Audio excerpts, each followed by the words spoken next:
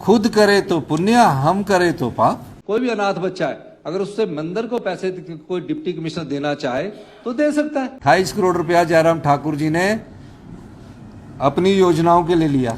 जब आप शादी के लिए देते हो उसमें दे देना और उससे हमसे बाहर से वापस पैसा ले लेना। किसी भी मंदिर के पैसे की एक गाइडलाइन जारी की जाती है।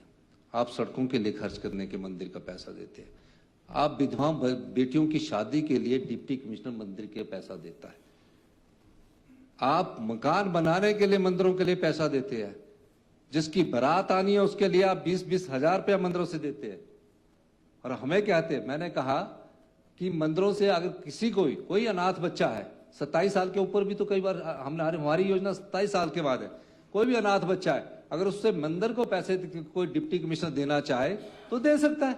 उसमें क्या है, जब सबको दे रहे हैं शहर का। और मैं इस मंच के माध्यम से कहना चाहता हूं, विधवा की बहन की पढ़ाई के लिए सभी डिप्टी कमिश्नर, सुन लो, सभी डिप्टी कमिश्नर को एक निर्देश दिए गए हैं कि सरकार से भी बजट मांग लेना उसका। हमारी योजना सरकार से भी बजट मांग सकते हैं, लेकिन किसी की विधवा की बेटी की एडमिशन अगर डॉक्टर की पढ़ाई में होनी है और पैसे जमा करने हैं तो मंदिर के पास जब आप शादी के लिए देते हो उसमें दे देना और उससे हमसे बाहर से वापस पैसा ले लेना। हम अपना वापस कर देंगे, जो डीसी मांगेगा अपनी योजना से वापस कर देंगे। लेकिन उस विधवा बेटी की पढ़ाई एडमिशन इस कारण नहीं रुकनी चाहिए कि पैसे के कारण उसकी एडमिशन रुकी। इन मंदिरों की एसओपी बनी होती है कि ये खर्चा हम बिड्डों की मैरिज के लिए करेंगे। कोविड फंड में जयराम ठाकुर जी ने लिया, 28 करोड़ रुपया जयराम ठाकुर जी ने अपनी योजनाओं के लिए लिया।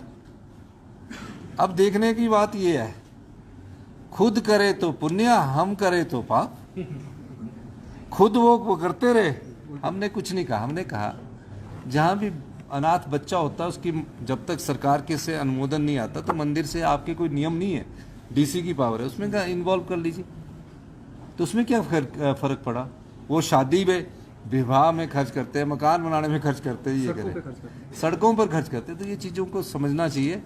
वो मुख्यमंत्री रहे हैं, उन्हें इस बात का ध्यान रखना चाहिए कि हर चीज़ राजनीति से जुड़ी नहीं होती है।